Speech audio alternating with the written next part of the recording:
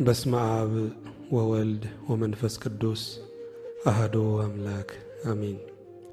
የጌታችን የኢየሱስ ክርስቶስ ወንጌል ቅዱስ ሉቃስ እንደጻፈው ምዕራፍ 14።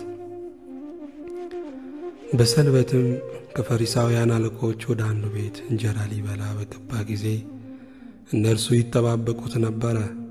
እነሆም ሆዱ የተነፋ ሰው በፊቱ ነበረ። ኢየሱስም መልሶ በሰንበት መፈወስ ተፈቅዷልን ወይስ አልተፈቀደም ብሎ ለሕግ አዋቂዎችና ለፈሪሳውያን ተናገረ። እነርሱ ግን ዝም አሉ። ይዞም ፈወሰውና አሰናበተው። ከእናንተ አህያው ወይስ በሬው በጉድጓድ ቢወድቅ በሰንበት ወዲያው የማያወጣው ማን ነው አላቸው። ስለዚህ ነገርም ሊመልሱለት አልተቻላቸውም። የታደሙትንም የከበሬታ ስፍራ እንደመረጡ ተመልክቶ ምሳሌ ነገራቸው እንዲህ ሲል፣ ማንም ለሰርግ ቢጠራ በከበሬታ ስፍራ አትቀመጥ። ምናልባት ካንተ ይልቅ የከበረ ተጠርቶ ይሆናልና አንተን እርሱንም የጠራ መጥቶ ለዚህ ስፍራ ተውለት ይልሃል። በዚያን ጊዜም እያፈርክ በዝቅተኛው ስፍራ ልትሆን ትጀምራለህ። ነገር ግን በተጠራ ጊዜ የጠራ መጥቶ ወዳጄ ሆይ ወደ ላይ ውጣ እንዲልህ ሄደ በዝቅተኛው ስፍራ ተቀመጥ። ያን ጊዜም ካንተ ጋር በተቀመጡት ሁሉ ፊት ክብር ይሆንልሃል።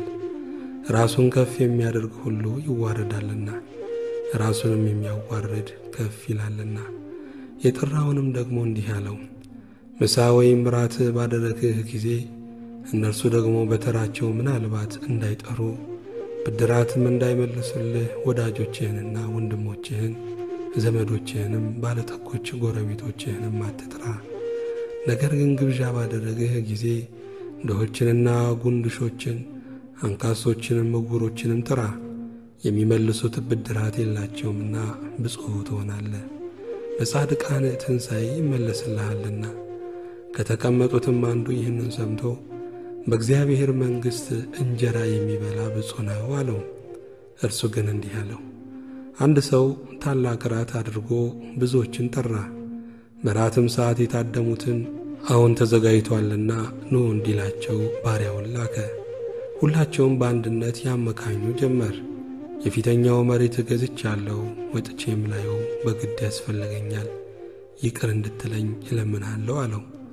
ሌላውም 5 ጥማድ በሬዎች ገዝቻለሁ፣ ልፈትናቸውም እሄዳለሁ፣ ይቅር እንድትለኝ እለምንሃለሁ አለው። ሌላውም ሚስት አግብቻለሁ፣ ስለዚህም ልመጣ አልችልም አለው። ባሪያውም ደርሶ ይህንን ለጌታው ነገረው። በዚያን ጊዜ ባለቤቱ ተቆጥቶ ባሪያውን ወደ ከተማ ጎዳናና ወደ ስላች ፈጥነህ ውጣ፣ ድሆችንና ጉንድሾችን አንካሶችንና ዕውሮችንም ወደዚህ አግባ አለው።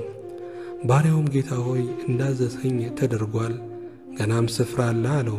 ጌታውም ባሪያውን ቤቱ እንዲሞላ ወደ መንገድና ወደ ቅጥር ውጣና ይገቡ ዘንድ ግድ በላቸው እላችኋለሁና ከታደሙቱ ከእነዚህ ሰዎች አንድስ እንኳን እራቴን አይቀምስም አለው።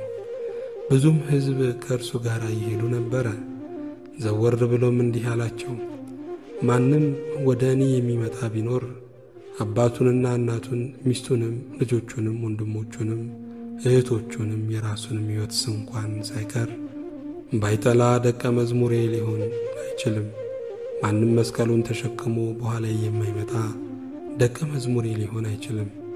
ከእናንተ ግንብ ሊሠራ የሚወድ ለመደምደሚያም የሚበቃ ያለው እንደሆነ አስቀድሞ ተቀምጦ ኪሳራውን የማይቆጥር ማን ነው?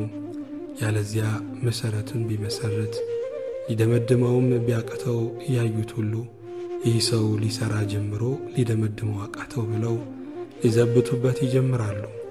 ወይም ሌላውን ንጉሥ በጦርነት ሊጋጠም የሚሄድ ከሁለት እልፍ ጋር የሚመጣበትን በአንድ እልፍ ሊገናኝ የሚችል እንደሆነ አስቀድሞ ተቀምጦ የማያስብ ንጉሥ ማን ነው? ባይሆንስ ሌላው ገና ሩቅ ሳለ መልእክተኞች ልኮ ዕርቅ ይለምናል። እንግዲህ እንደዚሁ ማንም ከእናንተ ያለውን ሁሉ የማይተው ደቀ መዝሙሬ ሊሆን አይችልም። ጨው መልካም ነው፣ ጨው አልጫ ቢሆን ግን በምን ይጣፍጣል? ለምድርም ቢሆን ለፍግ መቆለያም ቢሆን አይረባም፣ ወደ ውጪ ይጥሉታል።